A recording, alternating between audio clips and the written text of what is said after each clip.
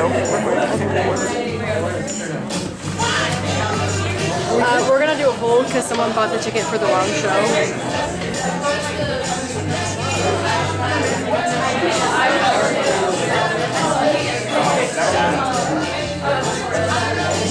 Okay, I think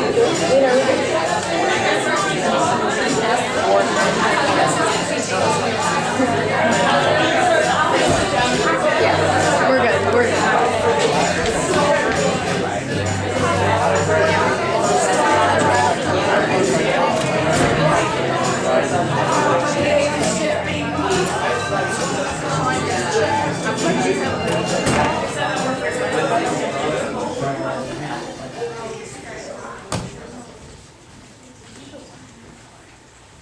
Good evening, and welcome to Washington Hall. Tonight's performance will begin shortly.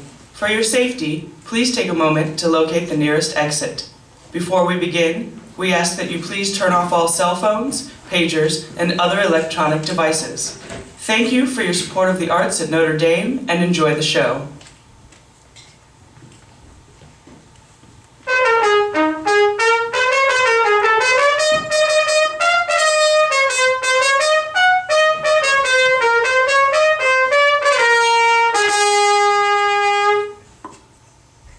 Announcing King Ferdinand of Navarre.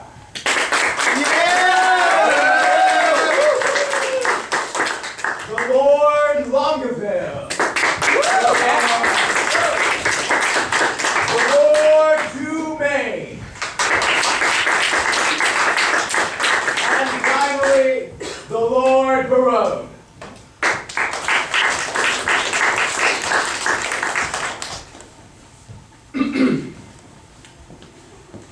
Let fame, that all hunt after in their lives, live registered upon our brazen tombs, and grace us in the disgrace of death. When spite of cormorant devouring time, the endeavor of this present breath may purchase for us that which will bait his sigh's keen edge, and make us heirs of all eternity. Brave conquerors, for so you are, in that war against your own affection, and the huge army of the world's desires, our late edict shall strongly stand in force. Navarre will be a wonder of the world. Our court, a little academe, still and contemplative in living art. You three, Barone, Dumaine, and Longueville, have sworn to live with me for 3 years, my fellow scholars, and follow all statutes written in this register here. Your oaths are passed, and now subscribe your names, that his own hand may strike down he who violates the smallest branch herein. If you are armed to do as you have sworn to do, subscribe to your deep oaths, and keep them too. I am resolved. 'Tis but a 3 years fast. The mind shall banquet, though the body pine.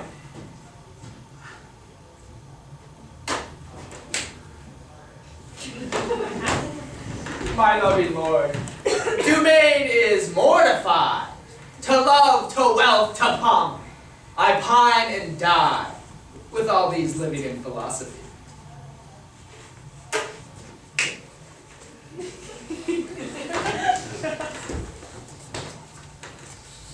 I can but say their protestation over. So much, dear liege, I have already sworn. That is, to live and study here 3 years. But there are other strict observances, as not to see a woman in that term, which I hope well is not enrolled there. And but 1 day in a week to touch no food, and 1 day, 1 meal every day besides, the which I hope is not enrolled there. And then to sleep but 3 hours in the night, and not be seen to wink of all the day, the which I hope well is not enrolled there. Oh, these are barren tasks, too hard to keep. Not to see ladies, study, fast, not sleep. Your oath is passed to pass away from these. Let me say no, and if you please. I only swore to study with your grace, and stay here in your court for 3 years' space. You swore to that, Barone, and to the rest. By yea and nay, sir, then I swore in jest. What is the end of study? Let me know. Why, that is to know which else we should not know. Things hid and barred, you mean, from common sense. Aye, that is study's godlike recompense. Well, come on then. I will swear to study so, to know the thing I am forbid to know. As thus, to study where I well may dine, when I to feast expressly am forbid, or study where to meet some mistress fine, when mistresses from common sense are hid. Or, having sworn through hard a keeping oath, study to break it, and not break my troth. If study's gain be thus, and this be so, study knows that which yet it doth not know. Swear me to this, and I will ne'er say no. These are the stops that hinder study quite, and train the intellect to vain delight.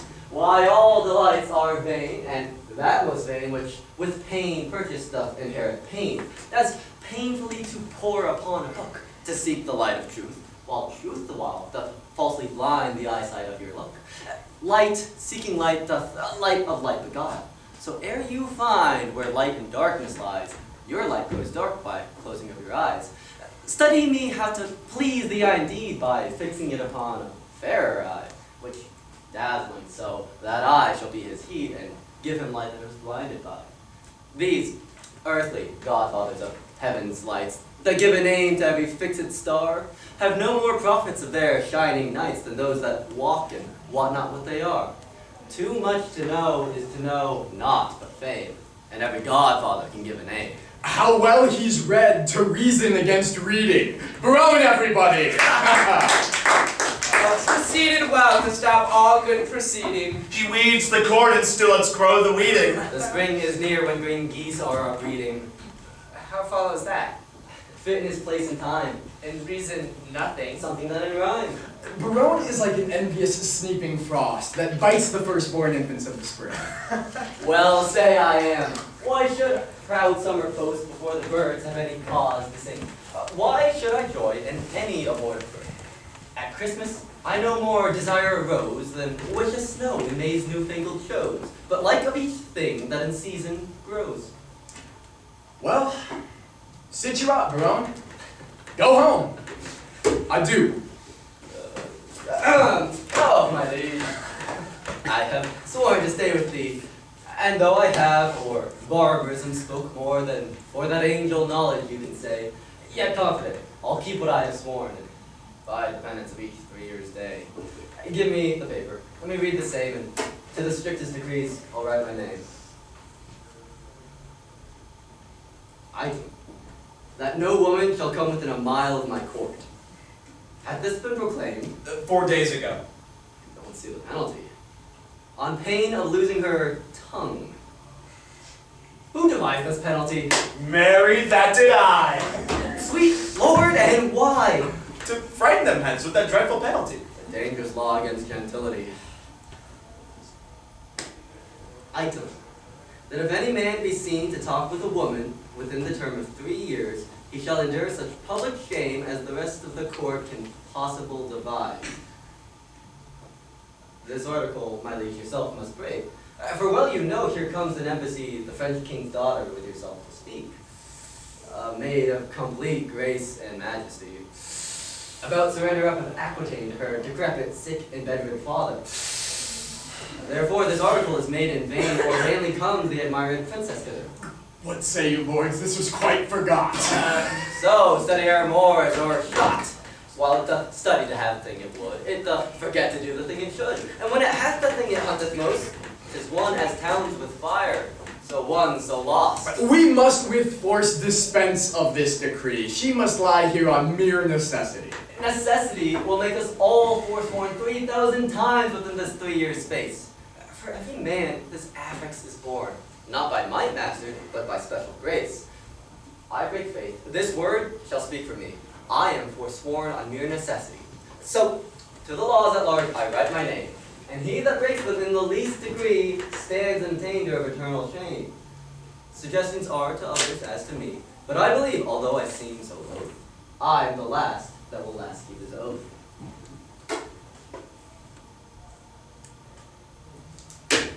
Gentlemen.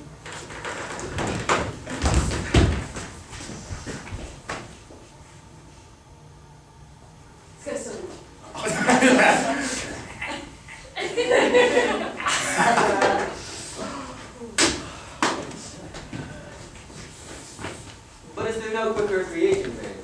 Aye, that there is. Our court, as you know, is haunted by a refined traveler of Spain. A man who, in all the new world's fashion, planted an mint of phrases in his brain. This child of fancy, that armado height, will in the interim of our studies relate the story of many a tawny Spaniard knight and incense a great debate. How you delight, my boys, I know not I, but I do protest I love to hear him lie, and I will use him for my minstrelsy. Our motto is the most illustrious wight, a man of fire, new words, fashion's own knight. Coster the swain, and he shall be your sport. Instead of study 3 years is but short. Which is the Duke's own person? This fellow, what? I myself reprehend his own person, for I am his grace's consort. But I would see his own person in flesh and blood. This is he. Ah. Signor arm. Commence. There's villainy of the letter. This letter will tell you more. Sir, the contents thereof are as touching me. A letter from the magnificent Armado. How low are the matter? I hope in God for high words. To high help for a low heaven, God grant us patience. To hear or forbear hearing. To hear meekly, sir, or to laugh moderately, or to forbear both. Well, sir, be it as the style should give us cause to climb into merriness. The matter is to me, sir, as concerning Jacqueline. The manner of it is, I was taken by the manner. In what manner? In manner and form following, sir, all those three. I was seen with her in the manor house, sitting with her upon the form, and taken following her into the park, which put together is in manner and form following. Now, sir, for the manner. It is the manner of a man to speak to a woman. As for the form, in some form, For the following. as it shall follow in my direction, and God defend the right. Will you hear this letter with attention? As we would hear an oracle. Such is the simplicity of man to hearken after the flesh. Great deputy, the Welkins Vicegerent and sole dominator of Navarre. My soul's earth's god, and body's fostering pip. Oh, not a word of Cossack yet. So it He is. may be so, but if he is telling true, he is but so. Peace. Be to me and every man that dares not. No words. Of other men's secrets, I beseech you. So it is. Besieged with saber-colored melancholy, I did commend the black oppressing humor to the most wholesome physic of thy health-giving air. And, as I am a young woman, betook myself to walk. The time when, about B6 now, when peace must grace, birds bless the peck, and men sit down to that nourishment which is called supper. But, so much for the time when. Then, for the place where. Where, I mean, I did encounter that obscene and most preposterous event, which draweth from my snow-white pen the ebon-colored ink, which you thou viewest, beholdest, surveyest, or seest. But, to the place where. He standeth north-northeast, and by east from the west corner of thy curious naughty garden. There did I see that low-spirited sway, that base mill of thy mirth. Me? That unlettered, small-knowing soul. Me. That shallow vassal, Still me? Which, as I remember, hight Coster. Ah! Me. assorted and consorted, contrary to thy established, proclaimed edicts and company canon, which but with this, I fashion to say, wherewith, With a wench. with a child of our grandmother Eve, a female, or, for thy more sweet understanding, a woman. Him I, as my ever-esteemed duty strikes me on, have sent to thee to receive the meed of punishment from thy sweet grace's officer, Anthony Law, a man of good repute, carriage, bearing, and estimation. The end shall please you, for I am Anthony Dole. For Yaquinetta, so is the weaker vessel called that I took with the aforesaid swain. I keep her as a vessel of thy lost fear, and shall, at the least of thy sweet notice, bring her to trial. Thine, in all compliments of devoted and heart-burning capability, Don Adriano de Armado. This is not so well as I looked for, but the best that ever I heard. Aye, the best for the worst. And Sirach, what say you of this? Sir, confess the wench. Did you hear the proclamation? I do confess much of the hearing of it, but little of the marking of it. It was pronounced a year's punishment to be taken with a wench. I was taken with none, sir. I was taken with a damsel.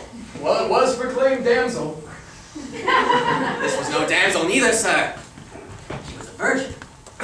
It was so very too, for it was proclaimed virgin. If it were so, I deny her virginity. I was taken with a maid. This maid will not serve your turn, sir. This maid will serve my turn, sir. I will pronounce your sentence. You shall fast a week with bran and water. I had rather pray a month with mutton and porridge. And Don Armado shall be your keeper. Barone, have him delivered o'er. And my lord, let us put into practice that which we have so strongly sworn to each other.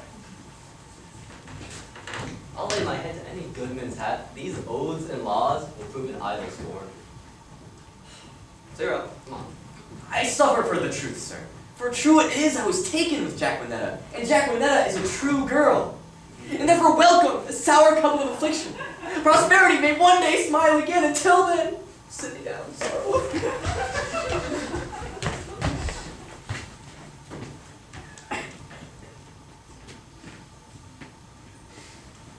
Boy, what sign is it when a man of great spirit grows melancholy? A great sign, sir, that you will look sad. Why, sadness is one and the self-same thing, dear imp. No, lord, sir, no. How canst thou part sadness and melancholy, my tender juvenal? By a familiar demonstration of the working, my tough senor. Why, tough senor? Why, tough senor? Why, tender juvenile? Why, tender juvenile?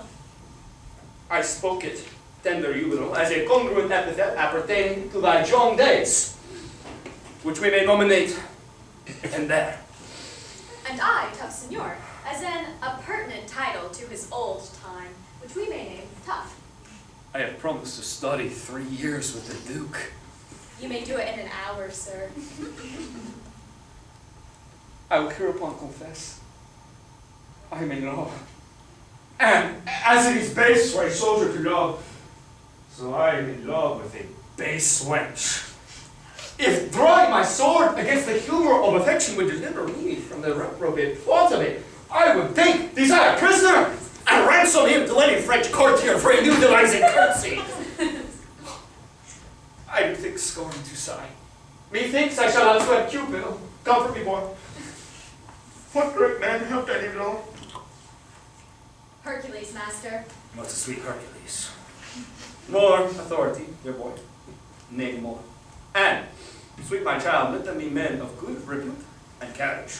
Samson, master. He was a man of good carriage, great carriage, for he carried the town gates on his back like a porter, and he was in love. Oh, well knit Samson, strong, unted Samson. I do excel thee as much in my rapier as thou didst me in carrying gates. I am in love too. Who was Samson's love, my dear friend? A woman, master. Of what complexion? Of the seawater green, sir. It's not one of the 4 complexions. As I have read. And the best of them, too. Green is indeed the color of lovers. But to have had a love of that color, methinks Samson had little reason for it. He surely affected her for her wit. It was true, sir, for she had a green wit. My love is a most immaculate white and red hair. Most immaculate thoughts, master, are masked under such colors. Define, well-educated infant. My mother's tongue and my father's assistance help me. Ah, sweet invocation of a child, most pretty and pathetical.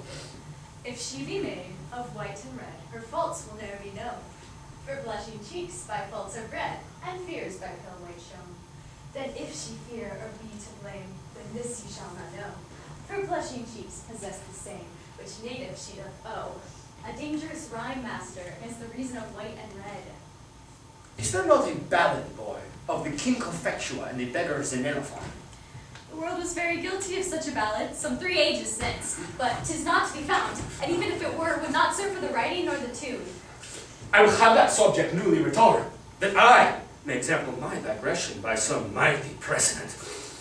Oh, boy, I do love that girl that I took in the park with the rational hind, costard.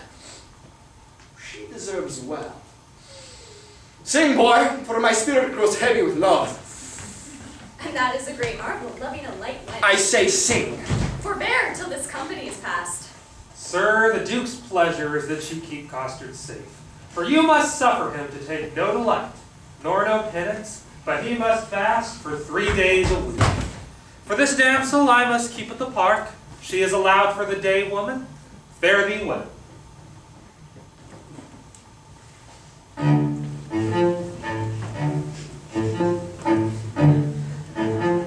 I do betray myself in blush. Maid.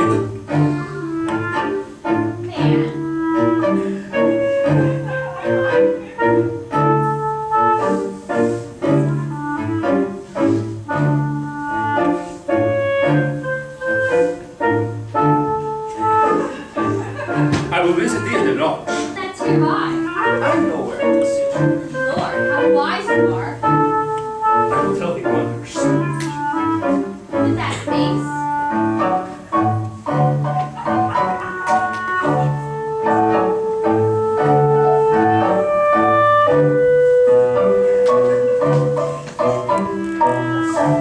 I love thee. So I heard you say.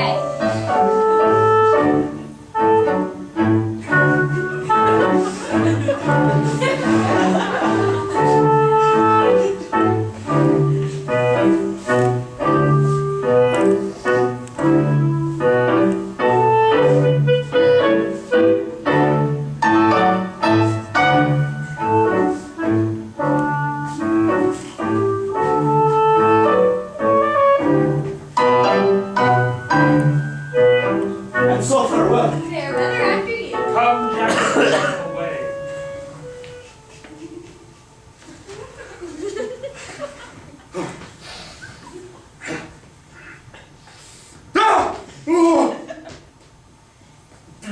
Thou shalt fast for thy offences ere thou be pardoned. Oh, well, sir, I hope when I do it, I shall do it on a full stomach. Oh, thou shalt be heavily punished. I am more bound to you than your fellows, for they are but lightly rewarded. Take away this villain.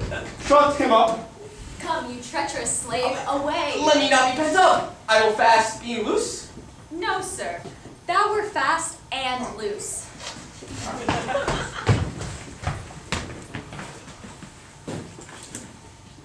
I do affect the very ground, which is base, where her shoe, which is baser, guided by her foot, which is basest, the thread.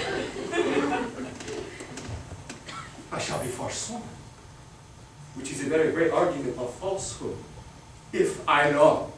And how can that be true love, which is falsely invented? Love is a familiar. Love is a devil. There is no evil angel but love. Yet, was Samson so dead? And he had an excellent strength. Yet was Solomon so seduced? And he had a very good wit.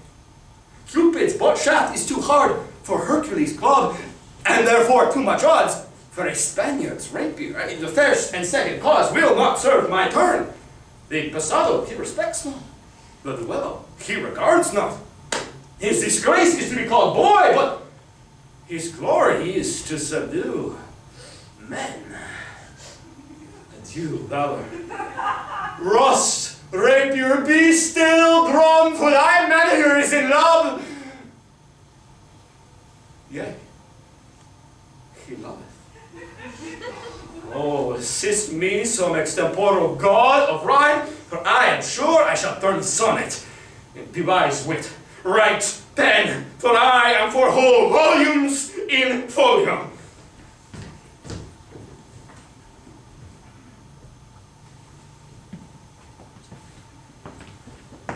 Now, madam, summon up your dearest spirits.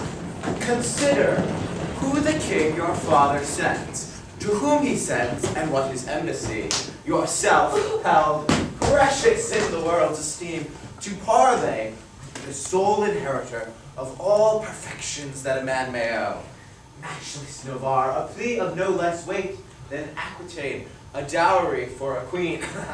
Be now as prodigal as nature was in making graces dear, which she did prodigally starve the general world besides, and prodigally gave them all to you. Good Lord Boyette, my beauty, though but mean, needs not a painted flourish of your praise. Beauty is bought by judgment of the eye, not uttered by base sale of chapmen's tongues. I am less proud to hear you tell me my worth, than you much willing to be counted wise in spending your wits in the praise of mine.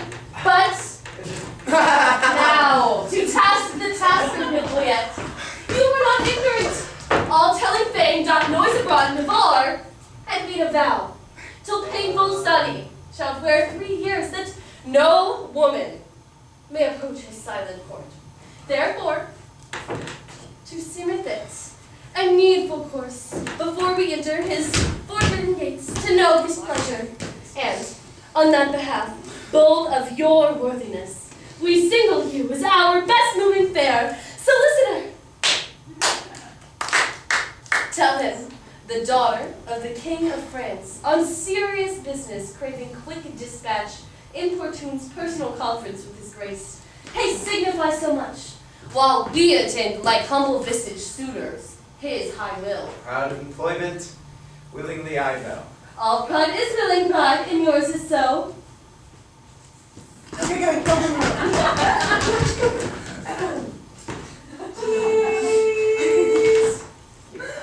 Who are the vow fellows that are votaries with this virtuous duke? Lord Longueville is one. Know you the man? I know, madam. At a marriage feast in Normandy, I saw this Longueville, a man of sovereign parts. He is esteemed, well fitted in arts, glorious in arms. Nothing with him ill that he would well. The only stain on his fair virtues, gloss if fair virtues gloss would stain with any soil, is a sharp wit matched with too blunt a will, whose edge hath power to cut, and whose will still wills, it would spare none should come within his power. Some merry mocking lord, belike is so. They say so most that most as humans know. Such short-lived wits do wither as they grow. Boy! Who are the rest? The young Dumaine, a well-accomplished youth, of all that virtue loved, most power to do most harm, least knowing ill. For he hath wit to make an ill shape good, and shape to win great and no wit. I saw him at Duke Alice's once, and I must confess, much too little of that good I saw is my report to his great worthiness. No. Another of these students at that time was there with him, if I have heard a truth.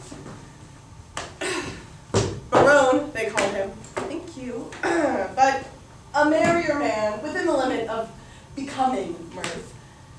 I never spent an hour's talk with all.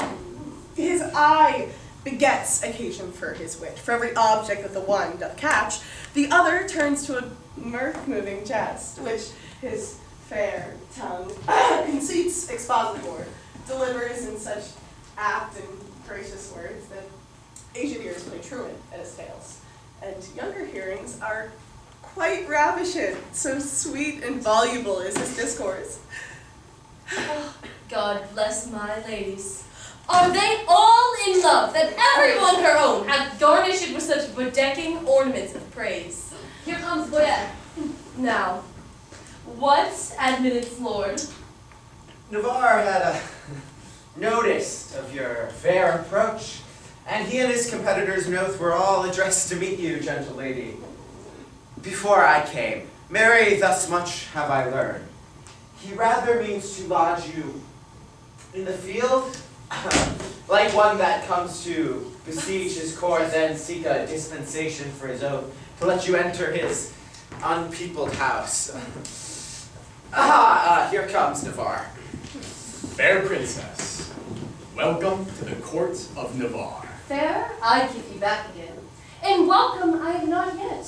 The roof of this court is too high to be yours. And welcome to the wide fields, too base to be mine. You will be welcome, madam, into my court. I will be welcome then. Conduct me thither. Hear me, dear lady, I've sworn an oath. Our lady, help my lord. He'll be forsworn. Not by my will. Your will shall break it. your will in nothing else. Your ladyship's ignorant what it is. Were my lord so, his ignorance were wise. Where now, knowledge must prove ignorance. I hear your grace hath sworn out housekeeping.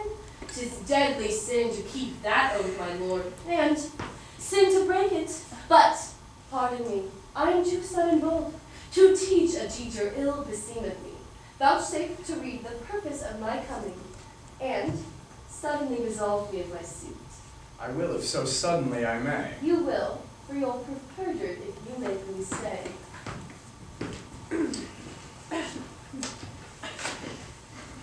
Did not I dance with you in Brabant once? Did not I dance with you in Brabant once? I know you did.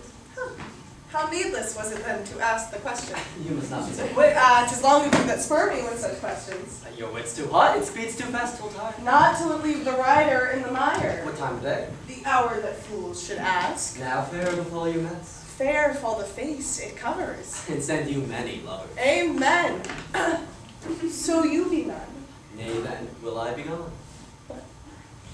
Madam, your father doth intimate here the payment of 100,000 crowns, being but the one half of the total sum disbursed by my father in his wars.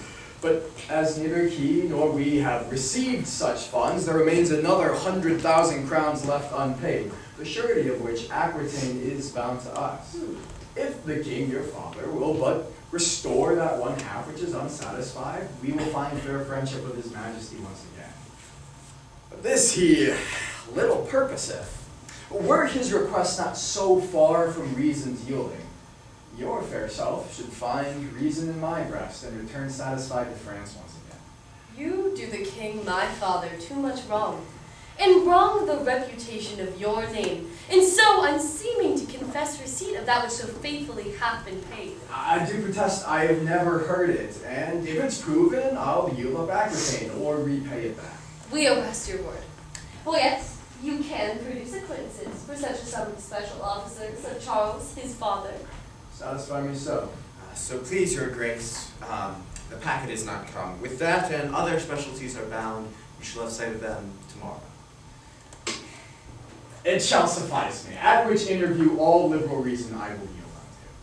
Meantime, fair madam, you will be welcomed as much as honor, without breach of honor, is deemed to your true worthiness. You cannot enter, madam, into my gates, but you will be so welcome without as to deem yourself lodged in mine own heart, the Bard's safe harbor in my home. Your own good thoughts excuse us. Farewell. We'll visit you tomorrow. Sweet health and fair desires consort your grace.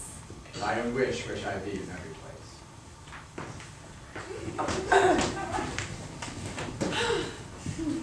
Lady, I will commend you to my own heart. I pray you do my commendations. I would be glad to see it.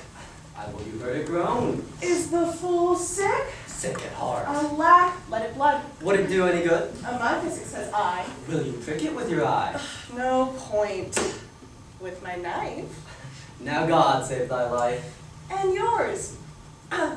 From long living. Nay, I cannot stay Thanksgiving. What?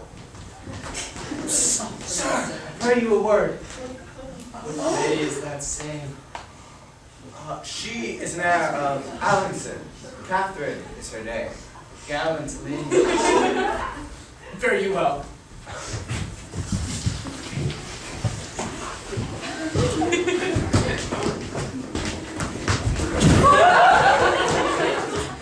I beseech you, sir, Lord. When is she in the light?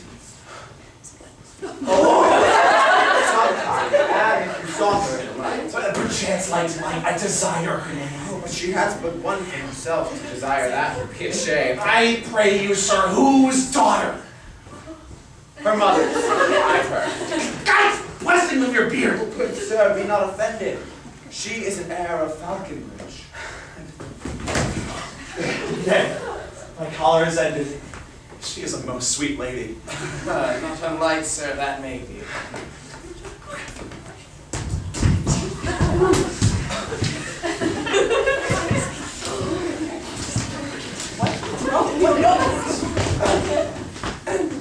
What's her name? The cat. Rosa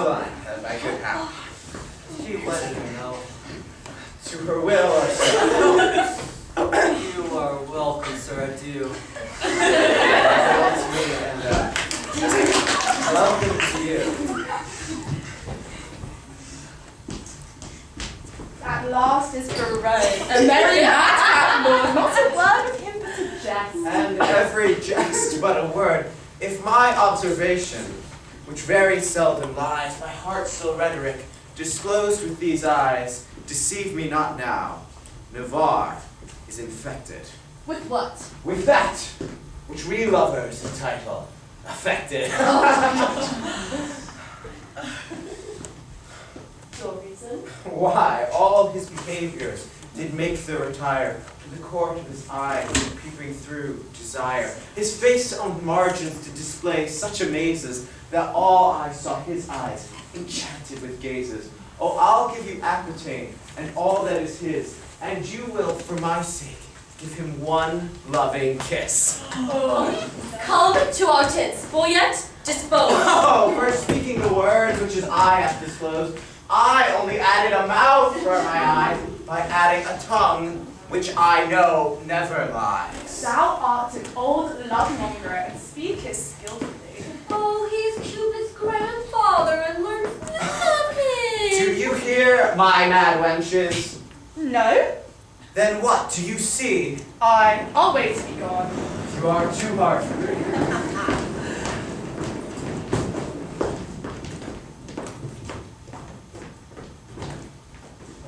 Toro enamorado de la luna que abandona por la noche la manada y despintado de amapola y acicala y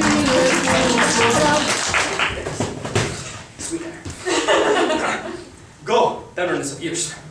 Give enlargement to this swain. Bring him definitely hither. I must employ him in a letter to my love. Master, will you win your love with a tuna at the tongue's end? Canary to it with your feet. Humor it with turning up your eyelids. Sigh a note and sing a note. Sometimes through the nose, as if you snuffed up love by smelling love. Sometimes through the throat, as if you swallowed love by smelling love. With your hat, penthouse-like, over the top of your eyes. With your arms crossed across your thin belly doublet like a rabbit on a spit. Or your hands in your pockets, like a man, after the old painting. And keep not too long in one tune, but snip it away. These are compliments, these are humors, these betray nice wenches that would otherwise be betrayed without these, and make them men of note. Do you know me? How hast thou purchased this experience? By my penny of observation.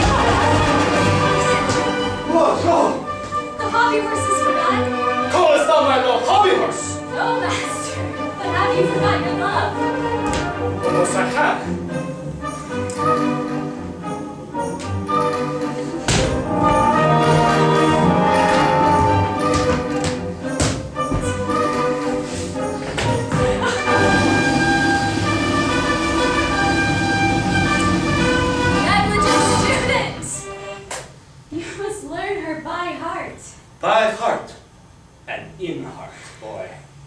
And out of heart, master. All these three I will prove. What wilt thou prove? A man, if I live, by, in, and without, upon the following. By heart you love her, because your heart cannot come by her. In heart you love her, because your heart is in love with her. And out of heart you love her, being out of heart that you cannot enjoy her. I am all these three. And 3 times as much more, aside and yet nothing at all. Fetch hither this way! He must carry me a letter. A message well sympathized. A horse to be ambassador for an ass. What sayest thou? Marry, sir, you must send the ass upon the horse, for he is very slow-gated. The way is but short. Away. As swift as lead, sir. Thy meaning, pretty ingenious, is not lead a metal, heavy, dull, and slow. Minime, honest master. Or rather, master, no. I say lead is slow. You are too swift, sir, to say so. Is that lead slow, which is fired from a gun? Ah, sweet smoke of rhetoric. He rebukes me like a cannon, and the bullet that's he. I shoot thee this way. Then I flee. Aye. A most acute juvenile, voluble and free of grace. By thy favor, sweet welcome, I must sigh in thy face. Most rude melancholy? Well, give thee place. Ah, my herald is returned. A wonder, master! A coster broken in a shin. Ah, some riddle, some enigma. Come. Then l'envoi, begin. No enigma, no riddle, no l'envoi, no salve in the mail, sir. No, sir, plain. By virtue thou enforcest laughter. Thy silly thought. Oh, my spleen. The king of my lungs, it provokes me to ridiculous smiling. Don't you consider it? Take the salve for l'envoi, and the word l'envoi for a salve. Do the wise think the mother is not l'envoi a salve? No, page. It is an epilogue or discourse to make plain some obscure precedent that hath tofore been sane. I will examine it. The fox, the ape, and the humble bees were still at odds, being but three. There is the moral. Now, for the l'envoi. I will add the l'envoi, but say the moral again. The fox, the ape, and the humble bees were still at odds, being but three. Until the goose came out of door and stayed the odds by adding 4. Now will I begin your moral and you end with mine l'envoi. The fox, the ape, and the humble bee were still at odds, being but 3. Until the goose came out at dawn and stayed the odds by adding 4. Excellent l'envoi, and even the goose. How did this argument begin? With the costard broken in a shin, then called you for the l'envoi. True, and I for a plantain. Then came your arguments in. Then the boy's fat l'envoi, the goose that you bought, and he ended the market. But tell me, how is the costard? Is it broken in the shin? I will tell you sensibly. But thou hast no feeling of its moat. I will speak the l'envoi.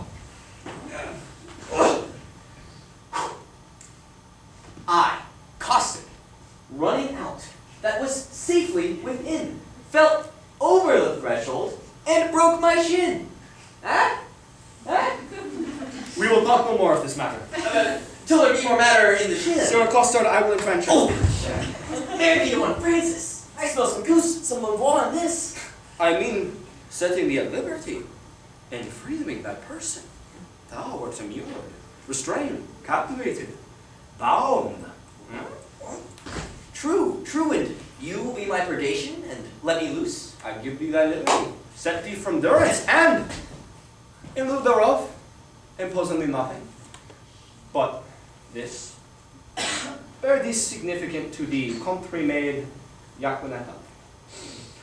There is remuneration, for the best word of mine honor is rewarding my dependence. Mont, follow!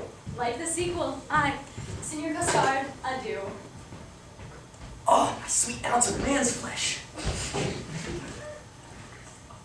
Now will I look at his remuneration. Remuneration? Oh, it's the Latin word for 3 farthings. 3 farthings, remuneration. What's the price of this ankle? 1 penny! No, I'll give you a remuneration. Oh, he carries it. Remuneration. No, I will never buy and sell out of this word. My good name Costard, exceedingly well met. Pray you, sir. How much carnation ribbon may a man buy for a remuneration? What is a remuneration? Marry, sir, halfpenny farthing. Why then 3 farthings worth of silk? I thank your worship. God be with you. Stay, slave. I must employ thee. As thou wilt win my favor, good my knave, do one thing for me that I shall entreat. When will you have it done, sir? This afternoon. Well, I will do it, sir. Very well. Thou knowest not what it is. I will know, sir, when I have done it. Why, villain, thou knowest not what it is. I will come to your worship tomorrow morning. It must be done this afternoon. Mark, slave, it is with this. The princess comes to hunt here in this park, and in her train there is a gentle lady. When tongues speak sweetly, then they name her name, and Rosaline they name her. Ask for her, and see thou do commend this sealed up counsel to her Snow White.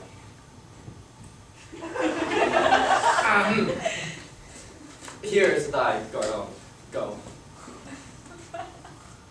Gardon! Oh, sweet Gardon! Better than a remuneration. 11 pence farthing better. Oh, most sweet Gardon, I will do it, sir. In print, Gardon, remuneration. Ooh. I, forsooth, in love. I, that have been love's whip. A very beadle to a humorous side. A critic, nay, a night watch constable. A domineering pedant, or the boy than whom no mortal is so magnificent. This wimpled, whining, purblind, wayward boy, this Senor Junior, giant dwarf, Don Cupid, regent of love rhymes, lord of folded arms, the anointed sovereign of sighs and groans, dread prince of placket, king of codpieces, sole imperator, and great general jotting paraders. Oh, my little heart. How to be a corporal of his field, and wear his colors like a tumbler's hoop. What?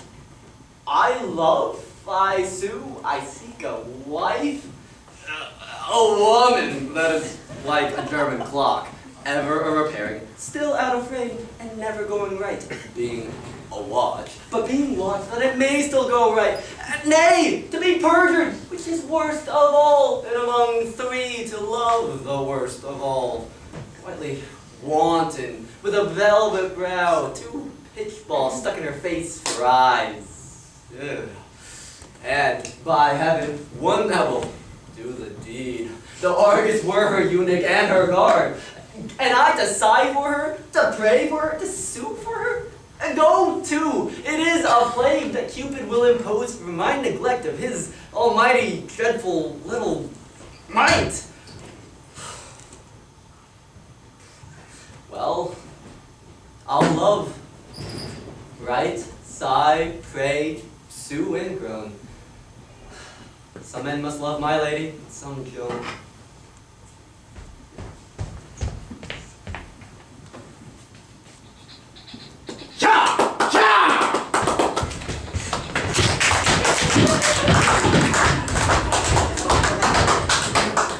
Was that the king that spurred his horse so hard against the steep uprising of the hill? I know not, madam, but I think it was not he. Whoe'er he was, he showed mounting mind. Well, lords, today we shall have our dispatch, or Saturday we will return to France. Now, Forster, where's the bush that we will stand and lay the murderer in? Hereby, madam, beyond yonder coppice, a stand where you may make the fairest shoot. Oh, I thank my beauty. I am fair that shoot, and therefore thou speakest the fairest shoot. Pardon me, madam, for I meant not so. What? What? First praise me, and again say no? Oh, short-lived pride, not fair, alack for woe. Yes, madam, fair. Nay, never paint me no. Where fair is not, praise cannot mend the brow. But here, good my glass, take this for telling true. Fair payment for foul words is more than due. Nothing is fair but that which you inherit. See, my beauty will be saved by merit. But come the bow. Now, mercy goes to kill. And shooting well is then accounted ill. Thus will I save my credit in the shoot, not wounding. Oh, pity would not let me shoot. If wounding, then it was to show my skill, that more for praise than purpose meant to kill. And, out of question as it is sometimes, glory grows guilty of detested crimes. When I, for praise sake, for fame and outward part, was bend that the workings of the heart, when I for praise, and praise alone, now seek to spill that poor dear's blood, that my heart means no ill. Do not curse wives that hold self-sovereignty only for praise's sake, when they strive to be lords over their lords. Only for praise, and praise we may afford to any lady that subdues a lord. Here comes a member of the Commonwealth. God dig you then all. Pray you, which is the head lady? What's your will, sir? I have a letter. From Monsieur Baron to one Madame Brazel. My letter! He's a good friend of mine. Stand aside, good bearer. Boyette, you can cause the break of this cabin. Oh, this letter is mistook. The concern is none here. It is writ to one Jaquinetta. We will read it, I swear. Break the neck of the waxen. Everyone give ear. By heaven, that thou art fair, is most infallible. True that thou art beauteous. Truth itself that thou art lovely. More fairer than fair, beautiful than beauteous, truer than truth itself. Have commiseration on thy heroic vassal. The magnanimous and most illustrious King Cophetua set eye upon the pernicious and indubitable beggar Xenophon. And he it was that might rightly say, Bene be vici, which to anathemize any vulgar, base and obscure, vulgar intellect, he came, see, and overcame. He came 1, see, 2, overcame 3. Who came? The king. Why did he come? To see.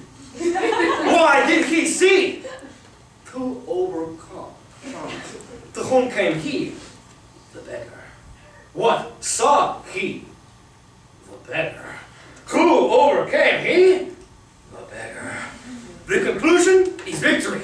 On whose side? The king's. The captive is enriched. On whose side? The beggar's. The catastrophe is nuptial. On whose side? The king's? No! On both in one and one in both! Oh. I am the king. For so standeth the comparison. Thou, the beggar. For so witnesseth thy lowliness. Shall I command thy love? I may. Shall I enforce thy law? I could. Shall I entreat thy love? I will. What shalt thou exchange for rags, robes, for titles, titles, for thyself? Me. Thus, expecting thy reply, I profane my lips on thy foot, my eyes on thy picture, and my heart on thy every part. Thine, in the dearest desire of industry, thine and now, there now. What plume of feathers is he that indited this letter? What vane, what weathercock did you ever hear better? I am much deceived, but I remember the style. Else your memory is bad going o'er it erewhile. This Armado is someone who holds here in the court, a phantasme and a monarcho, and one that makes sport to the prince and his bookmates. Oh, thou fellow, a word. Who gave thee this letter? I told you, my lord. To whom shouldst thou give it? From my lord to my lady. From which lord to which lady? Ah, from my lord Baron, a good master of mine, and to a lady of France that he called Rosaline. Aww. Thou hast mistaken this letter. Here, sweet, put up this. 'Twill be thine another day. Oh, God.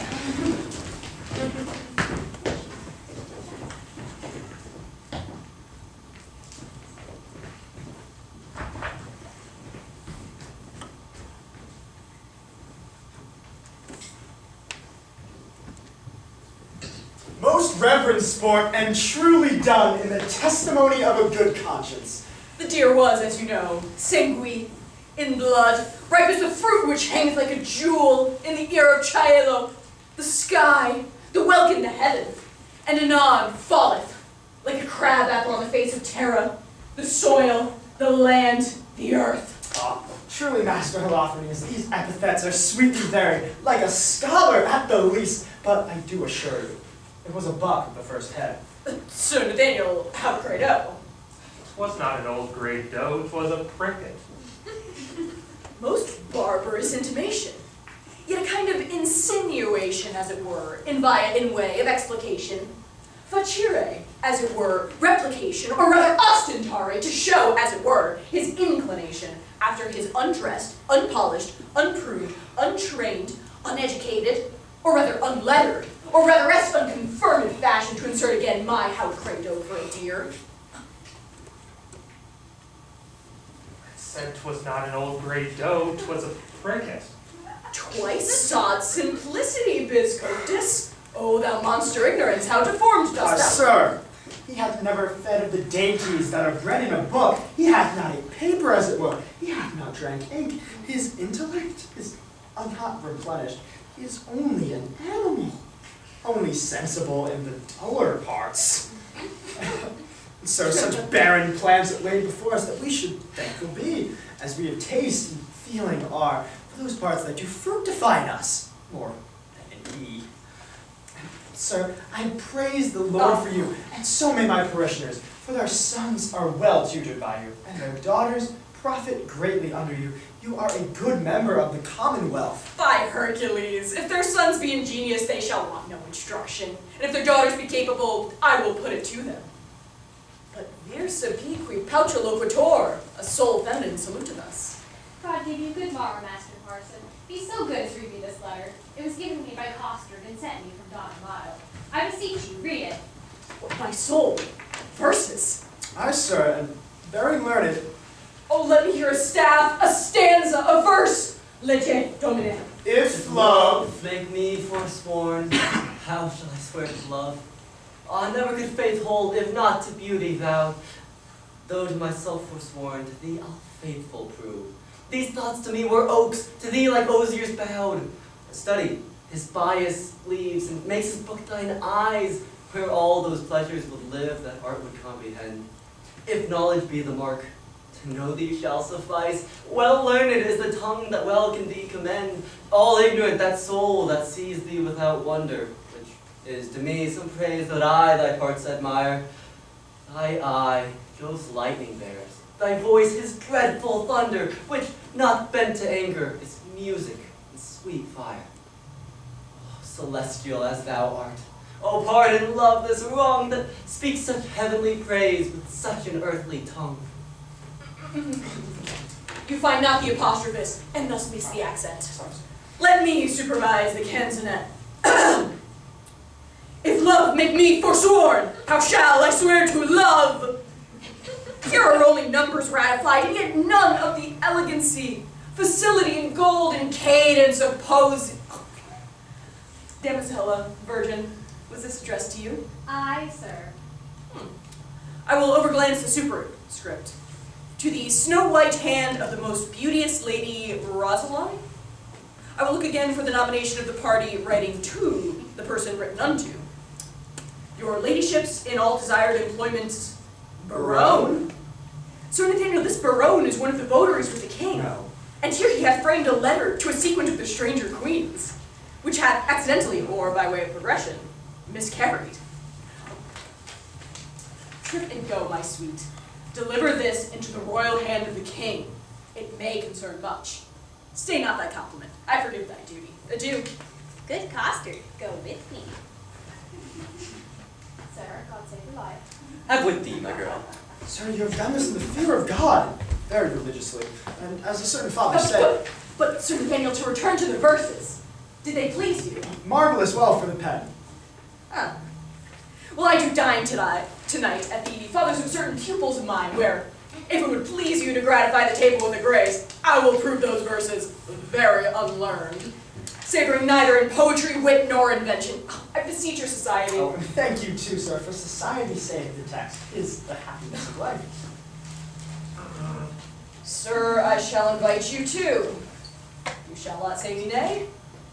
Out your verba. Away, the gentles are at their game, and we will to our recreation.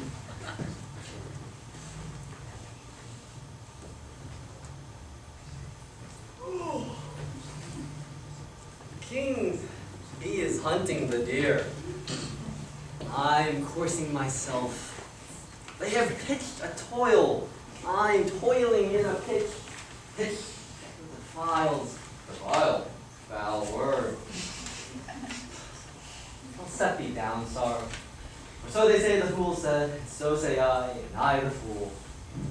I will not love. If I do, hang me. In faith, I will not. Oh, but her eye.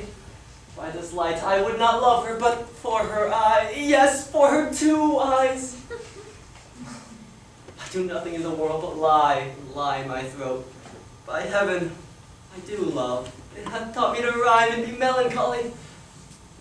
Well, the lady hath one of my sonnets already. The clown bore it, the fool sent it, and the lady hath it. Sweet clown, sweeter fool, sweetest lady. By the world, I would not care a pin if the other 3 were in. Here comes one with paper. God give him grace to grow. By me. God, by heaven. Proceed, sweet Cupid, thou hast thumped him with thy bird bowl under the left pap, and faith secrets. So sweet a kiss the golden sun gives not, those morning drops upon the rose as thine eye beams. Their fresh rays have smote the dew of tears that down my cheeks down flows. Oh, no drops as coach doth carry me, so rideth thee in my woes. Do but see these tears that well in me, for they thy glory through my grief will show. Oh, Queen of Queens, how far dost thou excel? No thought can think, nor mortal tongue can tell. How will she know my thoughts? I'll drop the paper. Sweet leaf shade folly. Longueville, read it. Listen here. Now thy likeness more and more fool doth appear. Ay me, I am forsworn. In love, I hope, sweet fellowship and shame. One drunkard loves another of the name. Am I the first that has been perjured so? I can set thee in comfort, not by 2 that I know. I fear these stubborn lines lack power to move. Oh, sweet Maria, empress of my love, these numbers were like tearing prose. Oh, rhymes are guards unwanted. Suppose disfigure not his shop. This same shall go. Did not the heavenly rhetoric of thine eye, against whom the world cannot hold argument, persuade my heart to this false perjury? Vows broke for thee deserve not punishment. A woman I forswore, but I will prove thou being a goddess. I forswore not thee. Vows are but breath, and breath a vapor is. Thy grace being gain cures all disgrace in me. Then thou, fair sun, which on my earth dost shine, exhaust this vapor vow. In thee it is. If broke, it is no fault of mine, and if by me broke, what fool is not so wise to lose an oath to win a paradise? This is the liver vein, its flesh a deity, a green goose, a goddess. By whom shall I send this? Company, stay! All hid, and all hid. Like it's every god whose eye is rules, secrets, your eye, more facts to the mill. Oh, most divine fate. Oh, most profane Godstone. By heaven, the wonder in the mortal eye, as upright as the cedar, as fair as day. Oh, Then I had my wish. And I had mine. I had mine. And I had mine.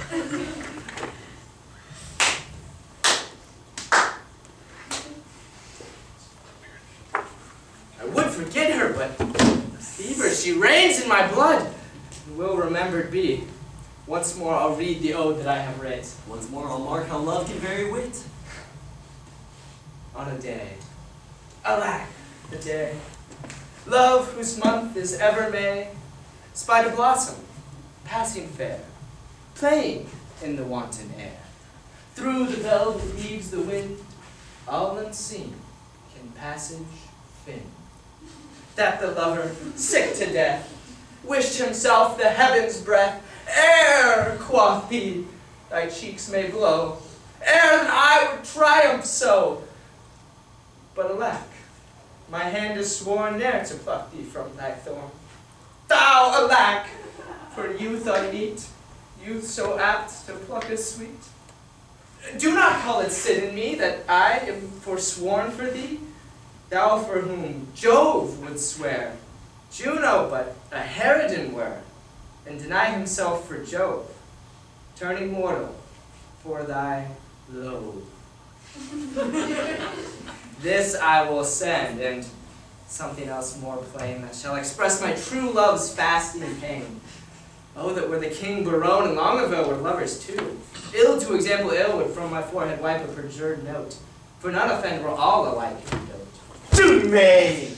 Thy love is far from charity, that thou in love's griefest desirous society you may look pale, but I should blush, I know, to be overheard and taken napping so. Come, sir, you blush, as is your case as such. You chide at him, offending twice as much. What, you do not love Maria? Long ago did never for her sake sonnet compile, or fold his wreathed arms upon his brow to keep his heart down? I have been shrouded all the while, and marked you both, for you both did blush. I heard your guilty rhymes, noted your fashion. I heard sighs reek of you, noted well your passion. Ay me, says one, oh Jove, the other cries. Golden is one's hair, crystal the other's eyes. You for paradise would break faith and troth, and Jove for your love would infringe an oath.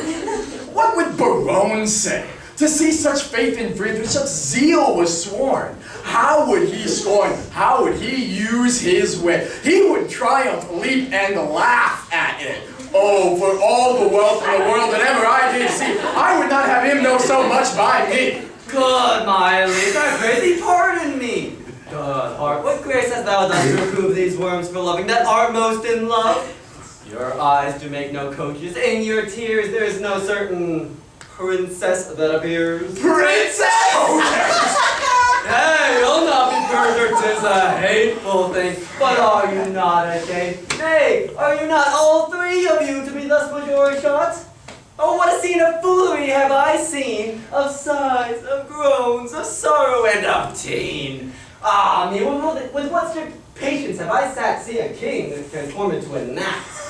Where lies thy pain? Oh, tell me, good Dumaine, and gentle Longueville, where lies thy pain? And where my lieges? All about the breast, so medicine too. Too bitter is thy just coming. Are we thus betrayed by your overview? Not you to me, but I betrayed by you. I, that am honest. I, that hold it a sin to break the vow I am engaged in, and I am betrayed by keeping company with men like you, men of inconstancy.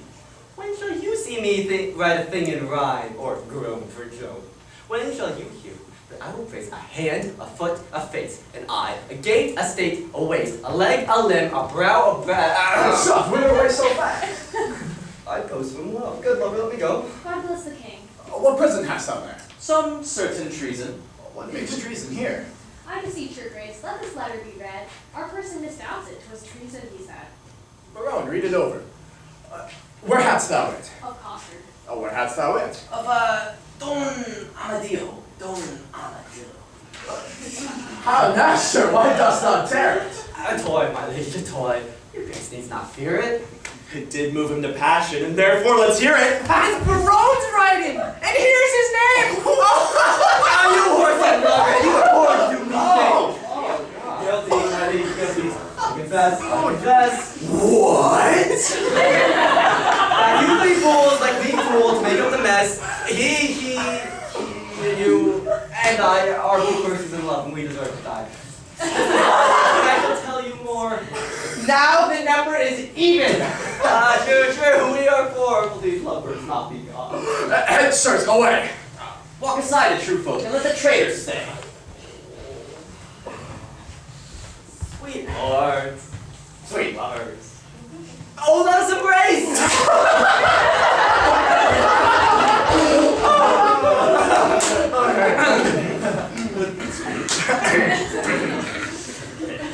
As true we are, as flesh and blood can be. The sea will ebb and flow, heaven show his face. Though blood does not obey an old age. We cannot cross the cause why we were born, therefore of all hands must we be forsworn. Oh, what, did these red lines show some love of thine? Did they, quoth he? Who sees the heavenly Rosaline that bows not his vassal head and stricken blind kisses the base ground? What peremptory, eagle-sighted eye dares look upon the majesty of her brow that's not blinded by its heavenliness? What zeal, what fury has inspired thee now? My love is a gracious moon. She is an attending star, scarce seen a light. My eyes are no eyes, nor I Barone. Oh, but for my love, they would turn to night. Fie, painted rhetoric. Oh, she needs it not. To things of sale, a seller's praise belongs. She passes praise. Therefore, praise too short does blot. A withered hermit, 50 which are worn, might shake off 50 looking in her eye.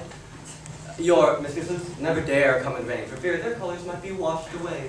For good yours did, for sir, I'll tell you plain, I've seen a fairer face not washed today. I'll prove her fair, talk for doomsday here. I never knew man hold vile stuff so dear. Oh, look, Barone, here's thy love. My foot in her face see. But lords, what of this? Are we not all in love? Nothing so sure, and thereby all forsworn. Then leave this chat and Barone. Teach us how to make our loving lawful, our faith not torn. Aye, marry there, some flattery for this evil. Some authority in how to receive, some tricks, some quillets, how to cheat the devil. Oh, 'tis more than need. Have at you, affections men at arms. We have made a vow to study, lords, and in that vow we have forsworn our books.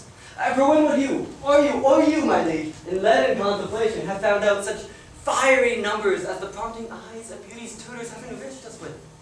Other slow arts entirely keep the brain, and finding barren practicers scarce show a harvest of their heavy toils. But love, first learned in a lady's eyes, is not alone immured in the brain. It courses as swift as thought in every power, and gives to every power a double power above their functions and their offices. It adds a precious seeing to the eye. A lover's eyes will gaze on an eagle blind.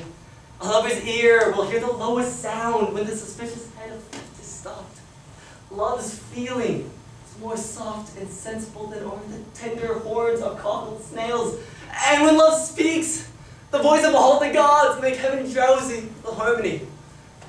Never durst poet touch pen to write, till his ink were tempered with love's sighs. Then his lines would ravish savage ears, and plant in tyrants mild humility. From women's eyes this doctrine I derive. They sparkle still the right Promethean fire. They are the books, the arts, the academies that show, contain, and nourish all the world, else none at all in aught proves excellent. Then fools you work these women to forswear, or keeping what is sworn you will prove fools.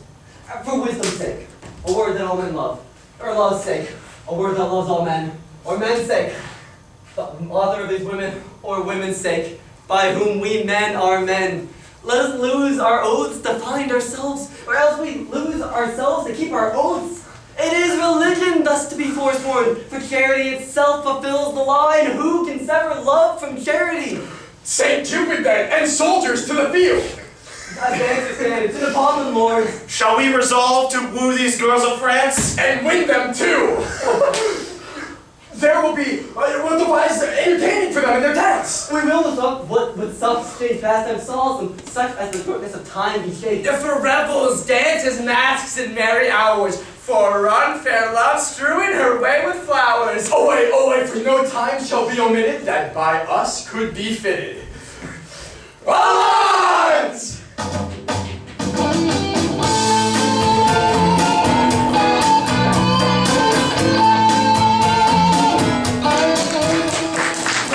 will now take a 15-minute intermission. Thank you.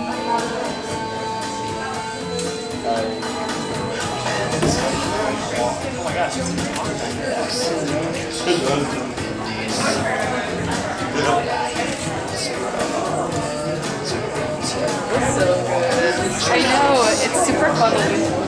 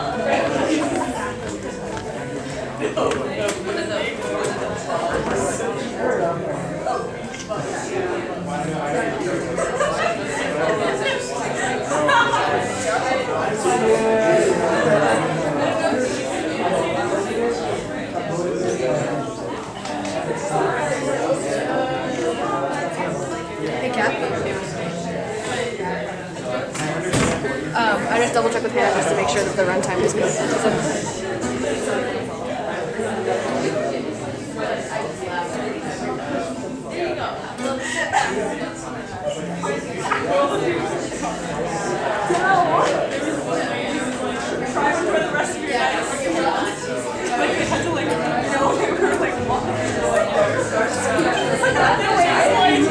Enjoy the rest of your night.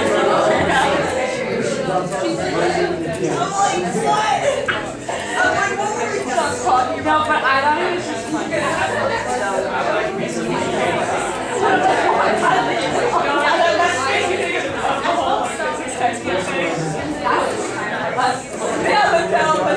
oh, don't you have your own hands? You're way to go. We're like, do you know what that means? Like, this, I didn't know what that means. No, they don't know that. You just tell Griffin that. I don't know, Greg, you tell me that. I don't think I ever told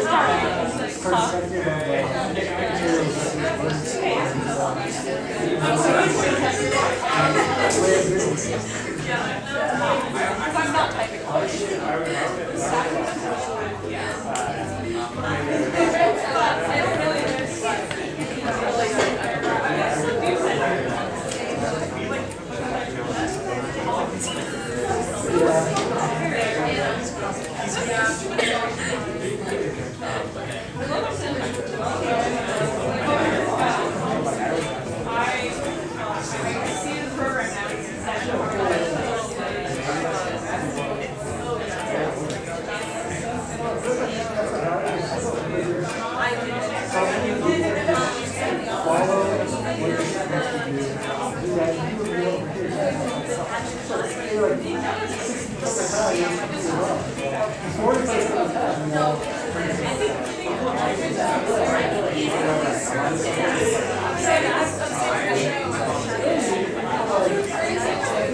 Thank you. It wasn't, but thank you.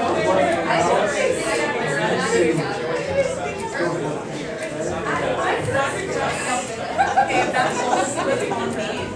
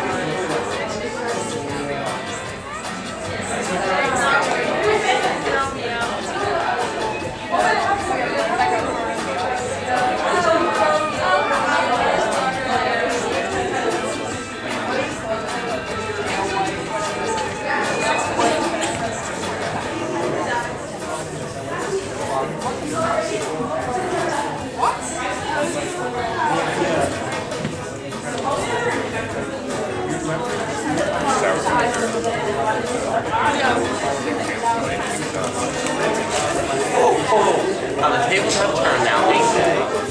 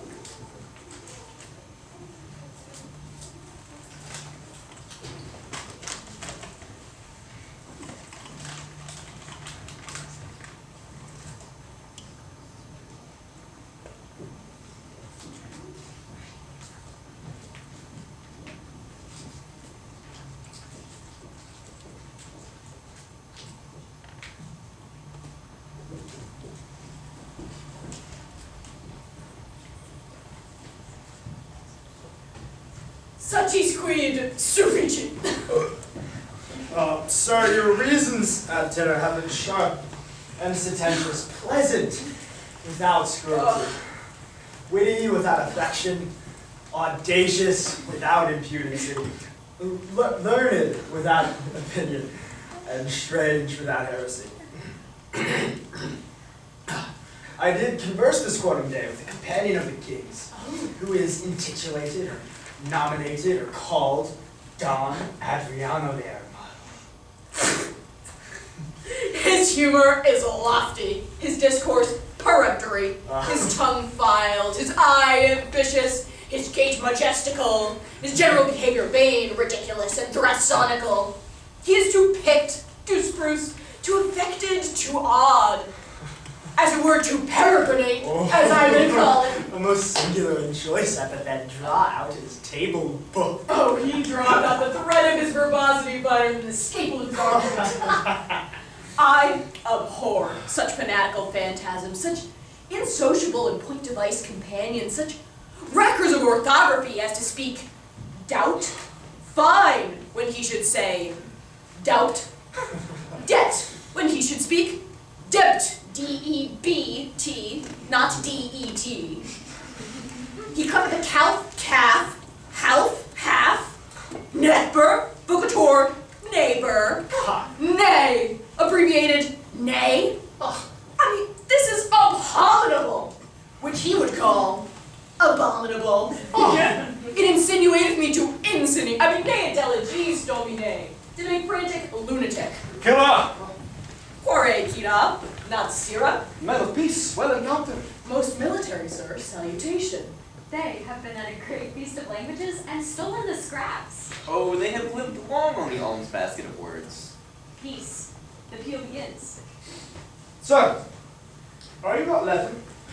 Do you not educate the youth at the charge house at the top of the mountain? Or mons the hill. At your sweet pleasure, for the mountain. I do. Sans question.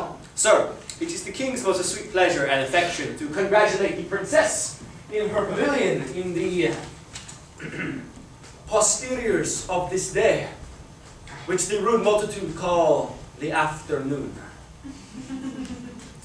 The posterior of the day, good sir, is liable, congruent, and measurable for the afternoon.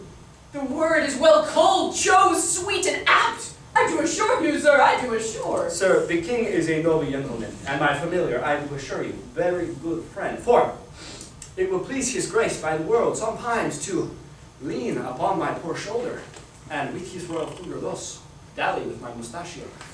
But, sweetheart, let that go. You bury all of all ease, but, sweetheart, I do implore secrecy, that the king will have me present the princess, me chuck, with some delightful ostentation, or show, or pageant, or antic, or firework. Now, understanding that the curate and your sweet self are good at such eruptions and breaking out of mirth, as it were, I have acquainted you with all to the end to crave your assistance.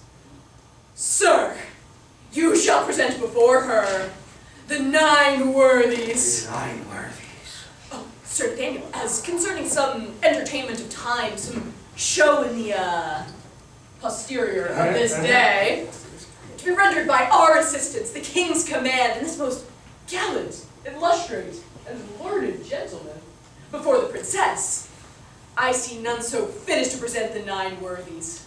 Where will you find men worthy enough to present them? Oh, Joshua, yourself, myself. The swain.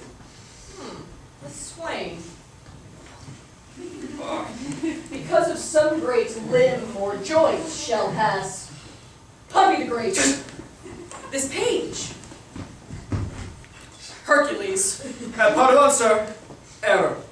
He is not quantity enough for that worthy stump. He is not so big as the end of his claw. Shall I have audience? He shall present Hercules in minority. His entrance and exit shall be strangling a snake, and I will have an apology for this purpose. An excellent device. So if any of the audience may hiss, you may cry, "Well done, Hercules, thou crushest the snake. Thou though few have the grace to do it. And for the rest of the worthies, I will play 3 myself. Thrice worthy gentlemen. Shall I tell you a thing? We attend. We will have, if this fate not. And take, oh, I beseech you, follow! Oh, Goliath, no! Thou hast spoken no word all this while. Nor understood none neither, sir. Who will employ me? I'll make one in a dance or so. Or I'll play a tabor to the worthies on high, to make them dance the hay. Most dull, honest dull. To our sport, away! Sweethearts, we shall be rich ere we depart, if bearings come thus plentifully in. A lady balled about the diamonds. Look you what I have from the loving king. Adam! Hear nothing else along with that? Nothing but this? Yes, as much love as could be writ up in a sheet of paper, both sides, leaf, margent and all, that he was fain to seal on Cupid's name. But Rosaline, you have a favor too. Who sent it? What is it? I would you knew, and if my face were but as fair as yours, my favor were as great. Be witness this. Nay, I have verses too, I thank Barone. The number's true, and were the numbering 2, I were the fairest goddess on the ground. I am compared to 20,000 fairs. Oh, he hath drawn my picture. Anything like? Much in the letters, nothing in the praise. Curious to say, a good conclusion. But Catherine, what was sent to you from fair domain? Madam, this glove. Did he not send you twain? Yes, madam, and moreover some 1,000 verses of a faithful lover. Oh. A huge translation of hypocrisy, vilely compiled, profound simplicity. Blah. This. Oh my God. And these pearls to me sent Longueville. The letter is too long by half a mile. I think as much. Dost thou not wish in heart the chain were longer and the letter short? I know what these hands might never part. We are wise girls to mock our lovers so. They are worse fools to purpose, mocking so. I know. That same Barone, I'll torture ere I go. Oh, that I knew he were but in by the week, how I would make him fawn and beg and seek and wait the season and observe the times and spend his prodigal wits in bootless rhymes and shape his service wholly to my hest and make him proud to make me proud that Jess so fortune-like would I o'ersway his state that he should be my fool and I his fate. None are so surely caught when they are catched as wit turned fool. Folly and wisdom hatched hath wisdom's warrant, and the help of school, and wit's own grace to grace a learned fool. The blood of youth burns not with such excess as gravity's revolt to wantonness. Folly in fools bears not so strong a note as foolery in the wise and lift not dote. Therefore the power it doth apply to prove by wit worth in simplicity. Oh, here comes Boyatton. Mirth is in his face. Oh, I am sad with laughter. Oh, where's your grace? Thy news, Boyat. Prepare, madam, prepare. Arm, wenches, arm. Encounters are mounted against your peace. Love doth approach. Disguised, armed in arguments, you'll be surprised. Muster your wit, stand in your own defense, or hide your heads like cowards and fly hence. So they need to son Cupid. What are they that charge their breath against us, say scouts say? Under the cool shade of a sycamore, I thought to close mine eyes some half an hour. When lo, to interrupt my purpose rest in a nearby state of rest, the king and his companions. Warily, I stole into a neighboring thicket, where I overheard what you will say, that by and by They will be here. Their herald is a pretty knavish page that well by heart has converse and passage. Action and accent did they teach him there. Thus must thou speak, and thus thy body bear. And ever and anon they made a doubt that presence majestical would put him out. For, quoth the king, an angel shalt thou see, yet fear not thou, but speak audaciously. But what? Come they to visit us? They do, and are apparelled as thus, like Muscovites or Russians. Russians? As I guess, their purpose is to parlay, to court, to dance, and each one's feet will advance to several mistresses which they'll know by favor several, which they did bestow. And will they so? The gallants shall be tasked for ladies. We will every one be masked, so not a man of them shall have the grace, despite of suit, to see a lady's face. Hold, Rosamond, this favor thou shalt wear, and so the king will court thee for his dear. Hold my sweet, oh, and give me thine. So shall Baron take me for Posiline, and change you favors too. So shall your love's woo contrary, deceived by these removals. Come on then, where the favors in most sight. But in this changing, what is your intent? The effect of my intent is to cross theirs. They do it, but in mockery merriment, and mock for mock is only my intent. Their several counsels they unbosom shall, to love mistook, and so be mocked withal upon the next occasion that we meet, with visages displayed to talk and greet. But shall we dance if they desire us to? No! To the death. We will not move a foot, nor to their pin speech render we no grace, but while 'tis spoke each turn away her face.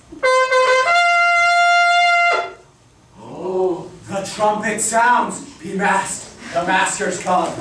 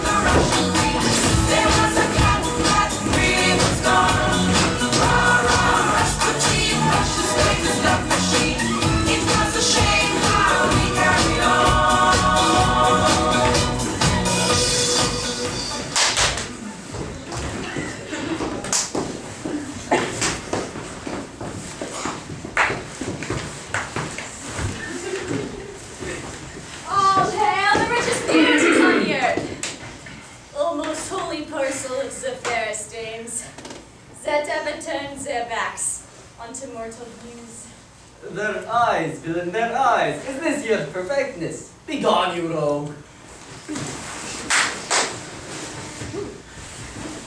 What would these strangers know their minds for yet? If they do speak our language, 'tis our will that some plain man recount their purposes. Know what they would. What would you do with the princess? Nothing but peace and gentle visitation. What would they, say they? Nothing but peace and gentle visitation. Why that they have, and bid them so be gone. She bids you have it, and you may be gone. Oh, tell her that we have measured many miles to try to measure upon this grass. Stop. They say they've measured many a mile to try to measure with noise. grass. It is not so. Ask them how many inches is in 1 mile. If they have measured many, the measure then of 1 is easily told. If, in coming here, you have measured miles and many miles, the princess bids you tell how many inches doth fill up 1 mile. Tell her we measure them with various steps. She hears herself. How many weary steps in the many weary miles you have o'ergone is in the measure of 1 mile? We number nothing that we spend for you. Our duty is so rich, so infinite that we may spend it still without account. Vouchsafe to show the sunshine of your face that we may worship it. Our face is but a moon and clouded too. Then in our measure do but vouchsafe one change. Thou bids me beg, as begging is not strange. Play music, then. Now you must do it soon.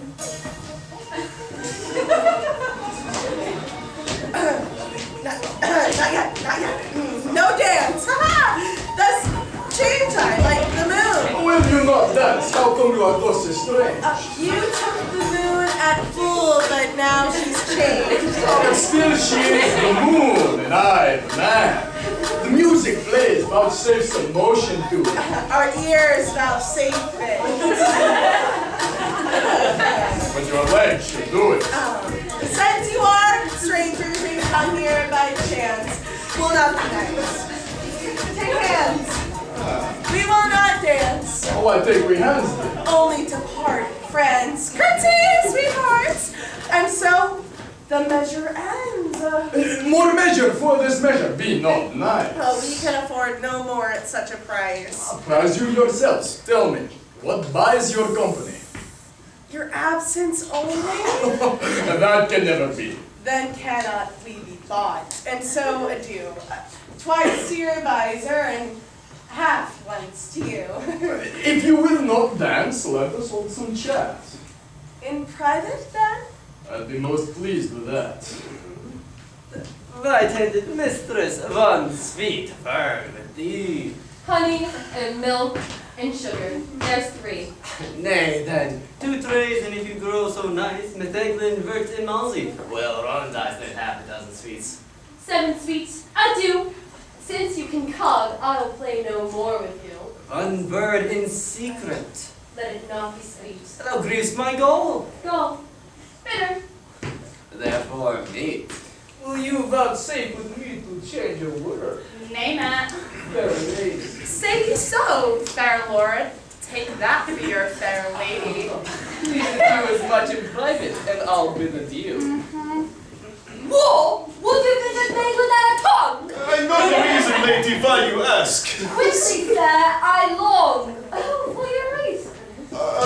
You have a double tongue, and for the fort my speech must visor have veal. Veal, quoth the Dutchman, is not veal a calf. A calf, fair lady. No, a fair lord. Let us part this word. No, I'll not be your off. Take it and mean it, and they prove it off. Look, you put yourself in these sharp marks. Do you not give horns, chaste lady? Do not so. Then die a calf before the horns do grow. One word with you, madam, ere I die. Bleat softly then, the butcher hears you cry.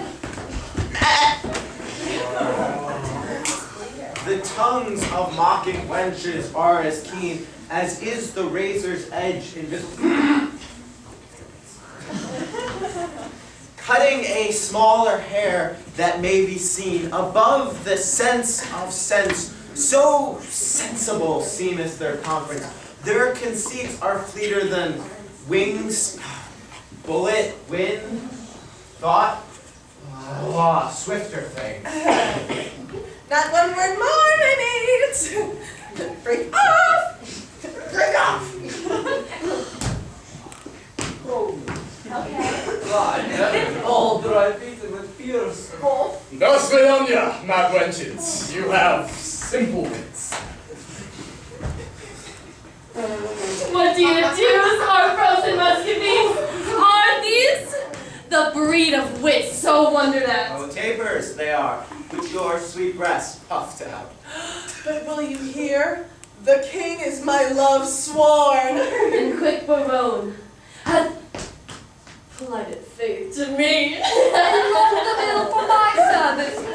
And domain is mine as far country. Madam and pretty mistresses, give ear. Immediately they will be here again in their own shapes, for it can never be that they will digest this harsh indignity. Will they return? They will, and leap for joy though they are lame with blows. Therefore, exchange favors, and when they repair, bloom like sweet roses in the summer air. What will we do if they return to their own shapes to woo? Good madam, if by me you'll be advised, let's mock them still, as well known as disguised. Let us complain to them. What fools were here, disguised like Muscovites in shapeless gear, and wonder what they were and to what end their shallow shows and prologue vilely had, and their rough carriage so ridiculous should be presented at our tent to us. Ladies, withdraw, the gallants are at hand.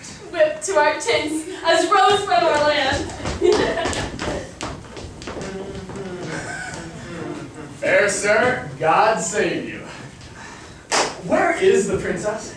Gone to her tent. Does it please your majesty to command me any service thither? That she will vouchsafe audience to me with one word.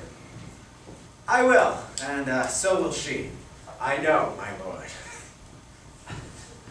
This fellow picks up wits as pigeons peas, and utters it again when God doth please. A blister on the tongue in my heart, he that can put Armado's page out of his part. And look where it comes. It's behavior. What wert thou till this madman showed thee? And what art thou now?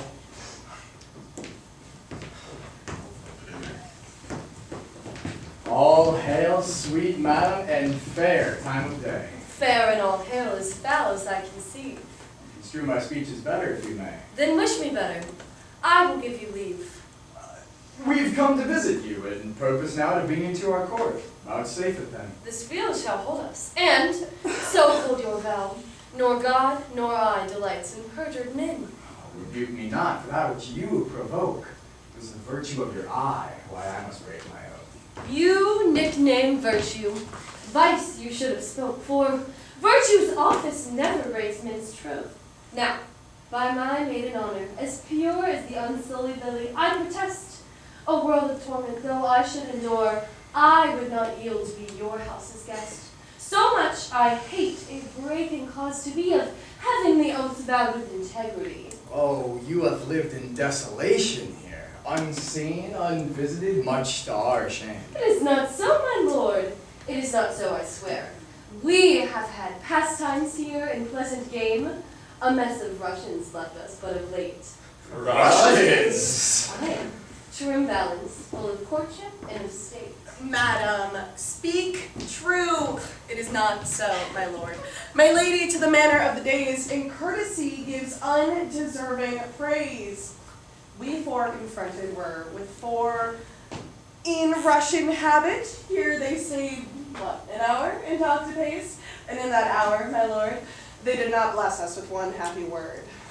I dare not call them fools, but this I think. When they are thirsty, fools would fain have drink. This jest is dry to me. Gentle, sweet. When your wits make wise things foolish, when we greet with eyes best seeing, heaven's fiery eye, by light we lose light.